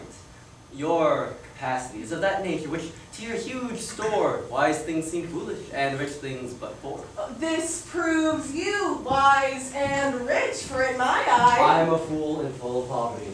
But that you take what doth to you belong, it were a fault to snatch words from my tongue. Oh, I am yours, all that I possess. All the fool am I. I cannot give you less. Which of the vizards was it that you wore? Where? When? What visit? I demand you this. There. Then, that vizard, that superfluous case that hid the worst and showed the better phase. We have been described. The rock is now all right. Let us confess and turn it to a jest. Amazed, my lord. Why looks your highness sad? Oh, help hold his brows, he'll swoon. Why look you pale? Seasick, I think, coming from Muscovy. Here stand I, lady. Dart thy skill at me. Bruise me with scorn, confound me with flouts. Half the phrases, silken terms precise, three-piled hyperbole, spruce affectation, figures pedantical. These summer flies have blown me full of maggot ostentation. I do forswear them, and I here protest by this white glove, how white the hand God knows. Henceforth my wooing mind shall be expressed in russet yeas and honest kersey nose. And to begin, wench, so help me God, law, my love to thee is sound, since crack or flaw. Sans, I pray you. Yet I have a trick of the old rage left. Bear with me, I am sick. I'll leave it by degrees. Soft, let us see. Right, Lord, have mercy on us on these three. They are infected, in their hearts it lies. They have the plague and caught it of your eyes. These lords are visited, you are not free, for the Lord's tokens on you do I see. No, they are free that gave these tokens to us. Our estates are forfeit, seek not to undo us. It is not so, for how can this be true, that you stand forfeit being those that sue? Peace, for I will not have to do with you. Nor shall not, if I do as I intend. Speak for yourself, my wit is at an end. Fair princess, teach us for our rude transgression some fair excuse. The fairest is confession. Were not you here but now disguised? Madam, I was. And were you well advised? I was, sweet madam. When you then were here, what did you whisper in your lady's ear? That more than all the world, I did respect her. When she shall challenge this, you will reject her. Upon mine honor, no. Peace, peace forbear. Your oath once broke, you force not to forswear. Despise me when I've broken this oath. I will, and therefore keep it. Rosaline, what did the Russian whisper in your ear? Madam, he swore that he did hold me dear as precious eyesight, and did value me above this world, adding thereto moreover that he would wed me, or else die my lover. God give thee joy of him. The noble lord most honorably doth hold his word. What means you by my life, my troth? I never did swear this lady such an oath. By heaven you did, and to confirm it plain, you gave me this. But take it, sir, again. This and my faith the princess I did give. I knew her by the jewel on the sleeve. Pardon me, sir. This jewel did she wear? In Lord Barone, I think him is my dear. What, will you have me or your book again? Neither of either. I remit both twain, I see the trick on it. Here was a consent, knowing aforehand of our merriment, to dash it like a Christmas comedy. Some fairy tale, some pleasement, some slight zany that smiles his cheek in years and knows the trick to make my lady laugh when she is disposed. Told our intents before. Always once disclosed, the ladies did exchange favors. And we, following the signs, wooed but the sign of she. Now to our perjury, to add more terror, we are again forsworn, in will and error. Much on this 'tis. And might not you forestall our sport to make us thus untrue? Do you not know my lady's put by the squire? And stand between her back, sir, and the fire, holding a trencher, jesting merrily? You put our page down. Go, you are allowed. Die when you will. A smock shall be your crown. You laugh upon me, do you? There's an eye that wounds like a leaden sword. Full merrily has this career been run. It's a brave manage. Lo, he is tilting straight. Peace.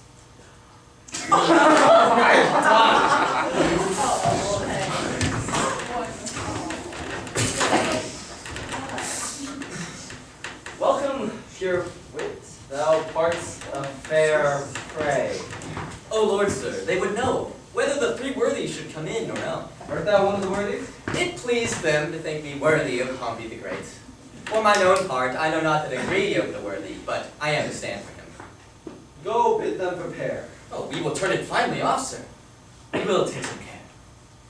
Baron, let them not approach. They'll mock us outright. My lord, we are mock-proof.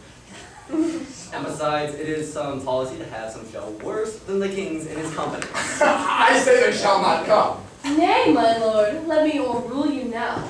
The sport best pleases that doth least know how. You're impossible. I cannot work with you. All we do is talk. But you shut up and you would learn something. Anointus! I must implore so much expense of that royal sweet breath as will utter a brace of words. He seems not like a man of God he's making. Why say so? Speaks not like a man of God. That is all one, my fair sweet honey monarch. For, I protest, the schoolmaster is exceeding fantastical. Pooh-pooh, rain. Pooh, rain. But, we shall put it, as they say, to la fortuna de la guerra. I wish you the peace of mind, most royal. Ladies and gentlemen, take your seats. We have a presence of worthies. He shall play Hector. Yeah. The slain Pompey the Great. The parish curate Alexander. And our martyr's page Hercules.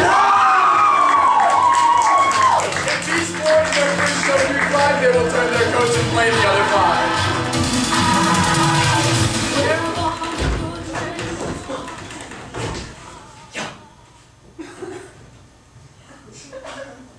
I, Pompey, am... You lie, you are not he. I, Pompey, am... Leopard's head on me. Well said, old mocker. I must need to be friends with thee. I, Pompey, am... Pompey. Surnamed the... Big. The Great? It is great, sir. Pompey, surnamed the Great, that oft in field with targe and shield did cause my foe to swait. In traveling along this coast, I hear him come by chance, and lay my arms before the legs of this sweet lass of France. Great face. Great Pompey. 'Tis not so much worth, but I hope I was perfect. I made a little faulty great. My actual half-petty Pompey proves the best worthy.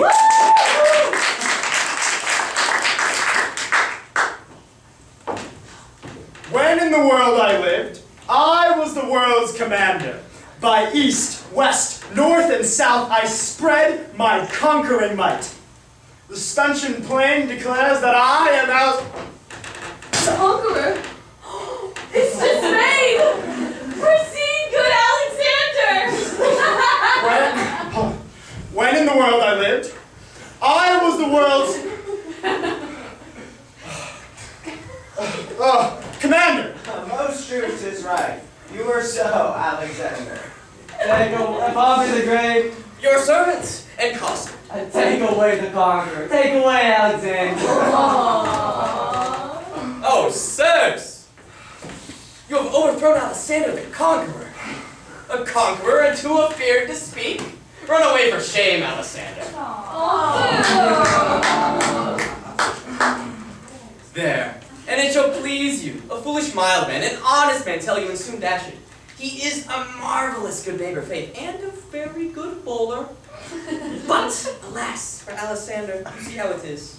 A little lower parted, but there are worthies a-coming will speak their mind in some other sort.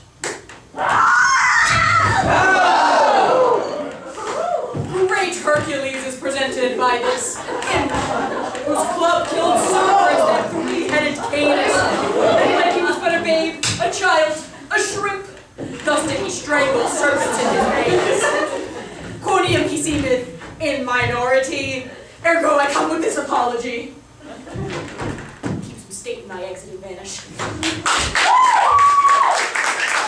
My God, Achilles, here comes Hector in arms!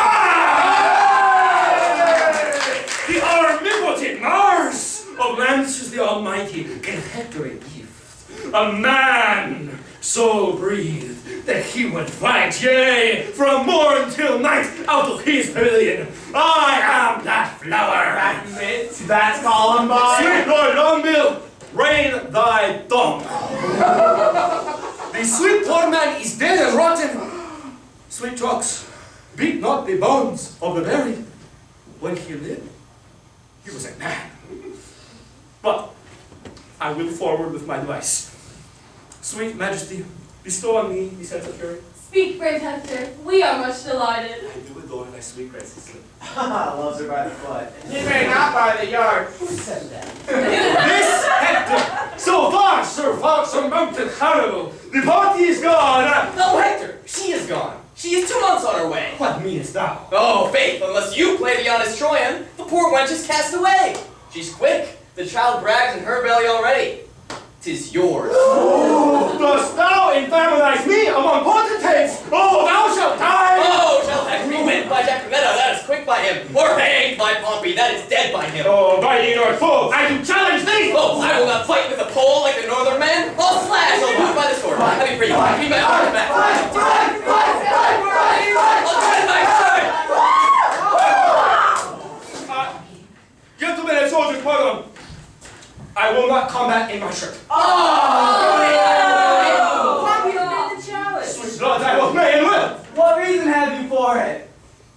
The naked truth of it is, I have no shirt! I go over for penance! And in Rome, for want of women, often swore, he wore none but a disclout of Jacquinetta. Give it to me. She wore that to his heart. In the right corner, Club Coster the Sway! In the left corner, Don Adriano de Almagro! I want a good clean fight. No hair, no face, all above the belt. All right, to your corners. Fight!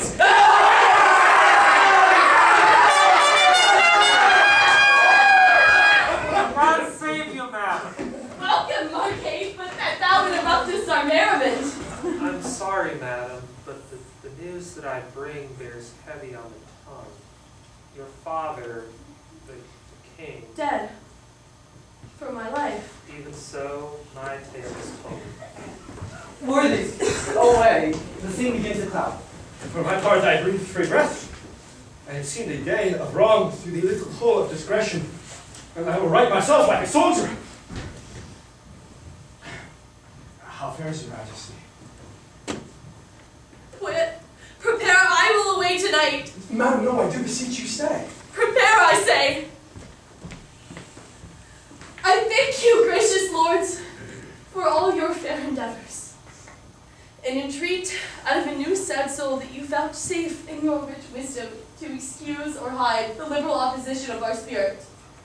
If overboldly we have borne ourselves, your gentleness was guilty of it. Farewell, worthy lord. A heavy heart bears not a nimble tongue.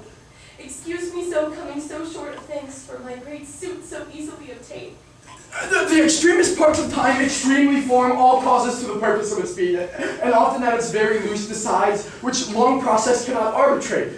And though the morning brow of progeny forbid the smiling courtesy of friendship, the holy suit which fain it would convince, but since love was found first on foot, let not the cloud of sorrow jostle it. Since to mourn friends' loss is not so wholesome profitable as to rejoice in friends but newly found. I understand you not. My griefs are double. Honest, plain words best pierce the ear of grief. By these badges, understand the king. For your sakes have we neglected time, played foul play with our oaths. Your beauty, ladies, hath much deformed us, fashioning our humors even to the opposite end of our intents. And what in us hath seemed ridiculous? For love is full of unbefitting strains, all wanton as a child, skipping in vain, which portico the presence of loose love, if put on by us, have in your heavenly eyes misbecome our oaths and gravities? Those heavenly eyes that look down upon our faults suggested us to make. Therefore, ladies, our love being yours, the error love makes is likewise yours. We to ourselves prove false by being once false, forever to be true to those that make us both. Fair ladies, you. And even that falsehood, in itself a sin, thus purifies itself and turns to grace. We have received your letters full of love. Your favors, the ambassadors of love. And in our maiden council, we have rated them on courtship, pleasant jest, and his courtesy, as bombast and his lining to the times. But more devout than this in our respects have we not been, and therefore met your loves in their own fashion, like a merriment. Our letters, madam, showed much more than jest. So did our looks. We did not quote them so. In the last minute of the hour, grant us your love. A time methinks too short to make a world without in bargaining. No. No. My lord, your grace is perjured much, full of tear guiltiness, and therefore this. If for my love, as there is cause to be, you will do aught, this will you do for me. Go with speed to some forlorn and naked hermitage, remote from all the pleasures of the world. There remain until the 12 celestial signs have brought about the annual reckoning.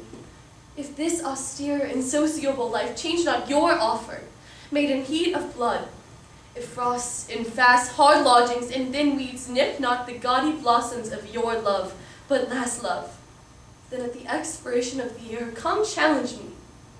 Challenge me by these deserts, and by this virgin palm now kissing thine, I will be thine. But until that instant, shut myself up in a mourning house, raining the tears of lamentation for the remembrance of my father's death.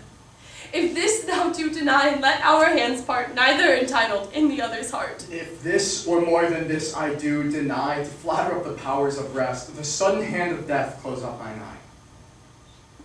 Hence, hermit then, my heart is in thy breast.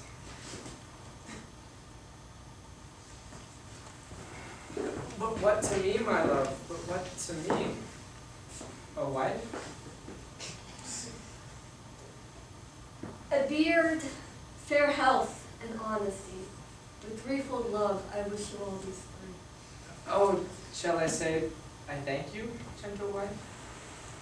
No, my lord. A 12-month and a day. I mark no words that smooth-faced wooers say. Come, and the king doth to my lady come. If I have much love, maybe I'll give you some. I'll serve you true and faithfully till then. I'll swear you not, lest you be forsworn. Again.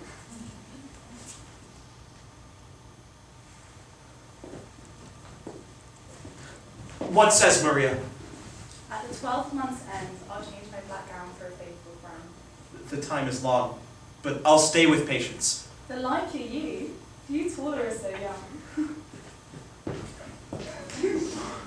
Studies, my lady, mistress of the pawns. Behold the window of my heart, mine eyes.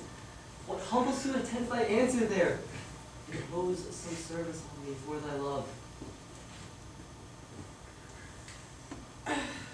Oft have I heard of you, my lord Varun, before I saw you. And the world's large tongue proclaims you for a man replete with mocks, full of comparisons and wounding flouts, that you on all estates will execute, rely within the mercy of your wit, to weed this wormwood from your fruitful brain, and therewithal to win me, if you please, without the which I am not to be won. You shall, this 12-month term, from day to day, visit the speechless sick, and still converse with groaning wretches, and your task shall be, with all the fierce endeavor of your wit, to enforce the painted impotent to smile. To move wild laughter in the throat of death? It cannot be, it is impossible. Mirth cannot move a soul in agony. Like that's the way to choke a jibing spirit whose influence is begot of that loose grace that shallow laughing hearers give to fools. A just prosperity lies in the ear of him that hears it, never in the tongue of him that makes it. Then, if sickly ears, deft with the clamors of their own dear groans, will hear your idle scorns, continue then, and I shall have you and that fault withal. But if they will not, throw away that spirit, and I shall find you empty of that fault. right joyful of your reformation. 12 months. Will befall what will befall, just a 12 months in a hospital.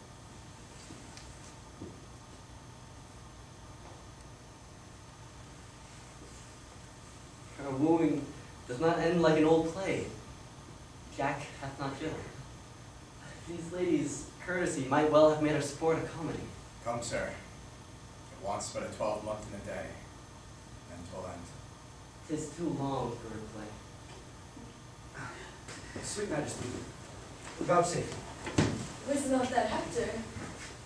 I will kiss thy royal finger and take leave. I am a portrait.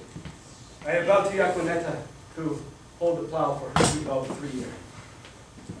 But, most esteemed greatness, will you hear the song that the two learned men have compiled? It should have followed at the end of our show. Come, we will hear it. Hola! Approach!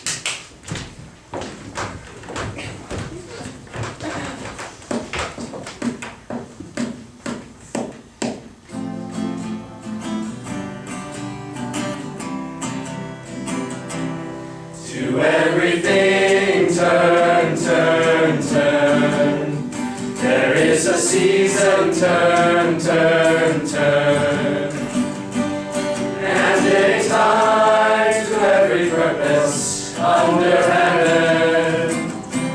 A time to be born, a time to die, a time to plant, a time to reap, a time to kill, a time to heal.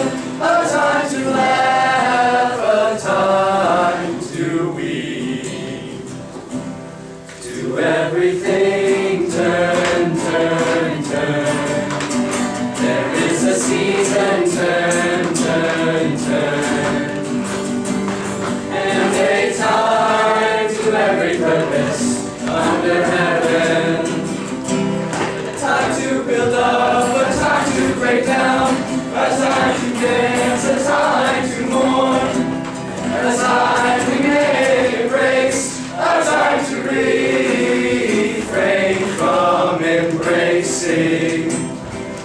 To everything turn, turn, turn.